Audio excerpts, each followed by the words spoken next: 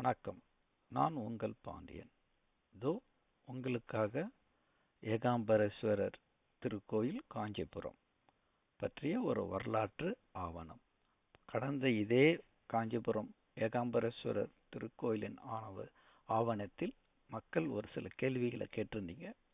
அதன் தொடர்ச்சியாக அதுக்கான ஒரு பதிலாகவும் விளக்கமாகவும் அதே வீடியோவை மீள்பதிப்புடன் மேற்கொண்டு விவரங்களுடன் நான் பதிவிடுறேன். இதில் நான் குறிப்பிடுறது இது ஒரு சமண கோயில் என்பதற்கான ஆதாரத்தை தெளிவுபடுத்துகிறேன். இப்போ நம்ம பார்க்குறது விஜயநகர பேரரசின் அரச முத்திரை.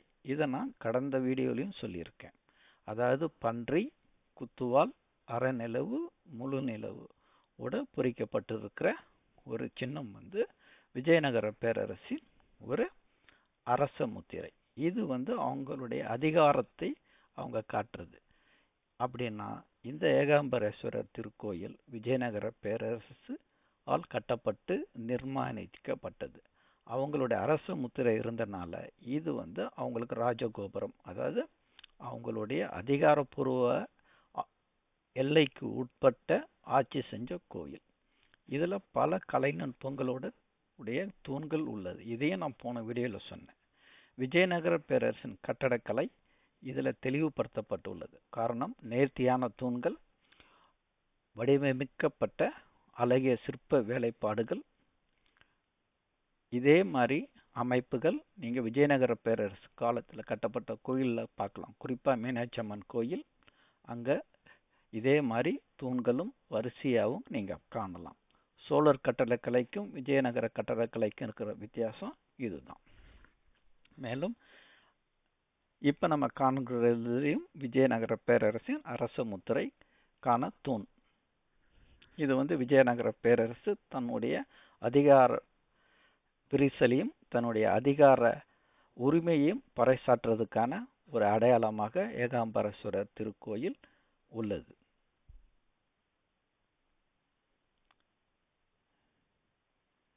இதோ இப்போ நம்ம பார்க்குறது ஏகாம்பரேஸ்வரர் கோயிலுடைய நுழைவாயில். இந்த நுழைவாயிலில் இருக்கிற இந்த செவுறு தான் இது ஒரு சமண கோயில் என்பதற்கு எடுத்துக்காட்டாக இருக்கிறது. இதில் வரிசையாக சமண முனிவர்கள், தீர்த்தங்கர்கள் எனப்படும் சமண சான்றோர்கள் உருவப்படம் பொறிக்கப்பட்டுள்ளது. இந்த சுவரில் காணப்படுற கருங்கலுக்கும் கோயிலில் இருக்கிற கருங்கலுக்கும் வயது வித்தியாசம் உண்டு. அதை நம்ம பார்க்க போதே தெரியும். அதெல்லாம் புதுசாக கட்டப்பட்டது. இது கால ஓட்டத்தால் கல்வெட்டில் அதில் பொறிக்கப்பட்ட கல்வெட்டுகளும் அழிஞ்சு போய் அழிகிற தலைவாயில் இருக்குது. இதை வச்சு தான் இந்த செவுர் பழமையானதும் கோயில் புதுசுன்னு சொல்றது.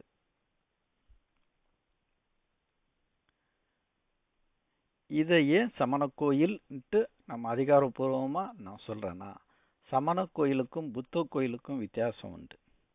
குறிப்பாக புத்தருக்கு மேலாடை உண்டு, சமணருக்கு கிடையாது. மேலும் சமணர் முனிவர்களுக்கு, தீர்த்தங்கர்களுக்கு முக்கொடை உண்டு, வெஞ்சாமரம் வீசுவாங்க, பாம்பு தலையில் இருக்கும், 5 தலை பாம்பு. இவை அனைத்தும் இந்த கோயில் சுவத்தில் காணப்படுகிறது. இதோ இப்போ நம்ம பார்க்குறது வெஞ்சாமரம் 2 பேர் சைட்லேருந்து வீசுறது நம்ம பார்க்குறது. இது 5 தலை பாம்பு. இந்த சிற்பங்கள் இங்கே இருக்கிற 3 சிற்பத்திலையும் 5 தலை பாம்பு இருக்கும். இது முக்கொடை.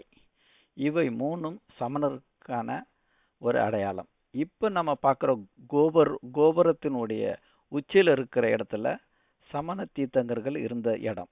இன்னைக்கு அதை புதுப்பிக்கிறன்னோ இல்லைன்னா காலப்போக்கில் அதை கழட்டிட்டாங்க, இல்லைன்னா எடுத்துட்டாங்க. இதோ கோயிலுடைய நுழைவாயிலில் இன்னைக்கும் கண்ணுக்கு தெரியாமல் சின்னதாக மறைஞ்சிட்டு இருக்கு. இது காஞ்சி சமண பீடம். இது திண்டிவனத்திலேருந்து செஞ்சிக்கு போகிற வழியில் மேல் சித்தாம்பூரில் இருக்குது. இந்த பீடம் 16ஆம் நூற்றாண்டு, அதாவது 1500 காலப்போக்கில் இங்கே காஞ்சிபுரத்துலேருந்து இங்கே இடமாற்றப்பட்டது, அதாவது விஜயநகர காலத்தில். இப்போ நம்ம பார்க்குறது கழுகுமலையில் இருக்கிற தீர்த்தங்கர்கள். இது செஞ்சி பக்கத்தில் இருக்கிற ஒரு தீர்த்தங்கர்கள். இதுக்கும் இந்த சிற்பங்களுக்கும் ஒற்றுமை உண்டு. ஏன்னா முக்குடை பற்றி சொல்லியிருக்கேன், வரிசையாக இருக்கிறத சொல்லியிருக்கேன்.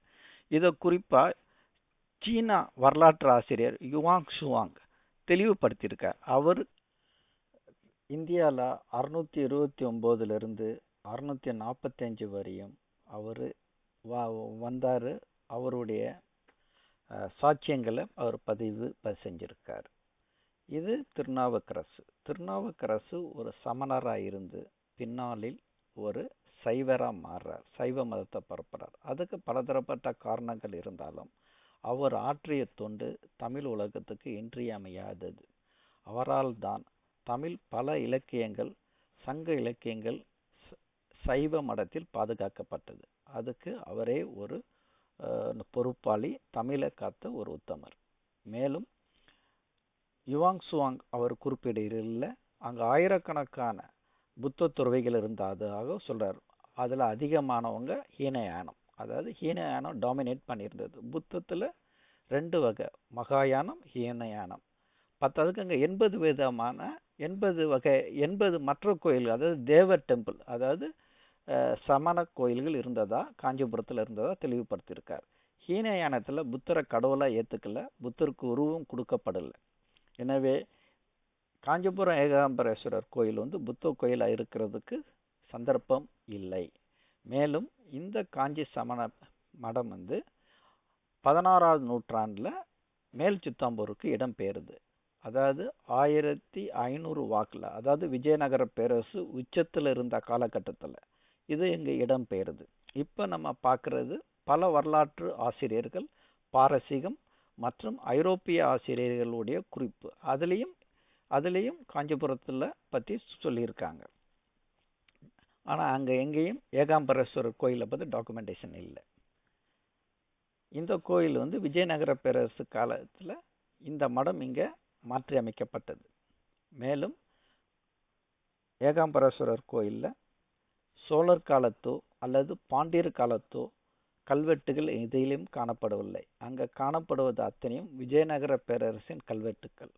மற்றும் செவுத்தில் இருக்கிறது பழைய தமிழில் இருக்கிற கல்வெட்டுகள். அதை படிக்க முடியாமல் காற்றுனாலையும் மழையினாலும் ரொம்ப அழிஞ்சு போயிருக்கு, படிக்கிறது ரொம்ப கஷ்டம். எனவே கல்வெட்டுகளின் அடிப்படையிலையும் கட்டடக்கலையின் அடிப்படையிலையும் வரலாற்று எச்சங்களை கொண்டும் ஏகாம்பரேஸ்வரர் திருக்கோயிலானது ஒரு சமண கோயிலாக தான் இருந்திருக்க வேண்டும். பின்வரும் காலத்தில் விஜயநகர பேரரசு காலத்தில் அவை சைவத்துக்கு வழங்கப்பட்டது அல்லது எடுத்துக்கொள்ளப்பட்டது என்பது தெளிவாகிறது. மிச்சம் இருக்கிற அந்த ஒரு செவரையாச்சும் தமிழக அரசு பாதுகாக்க வேண்டும். இல்லை என்றால் அது வரலாற்றுக்கு நம் இலக்கும் ஒரு துரோக செயல். எனவே தமிழக அரசு அந்த செவரை பாதுகாத்து அதை புறணமிக்க வேண்டுமாய் தாழ்மையுடன் கேட்டுக்கொள்கிறேன். நன்றி, வணக்கம்.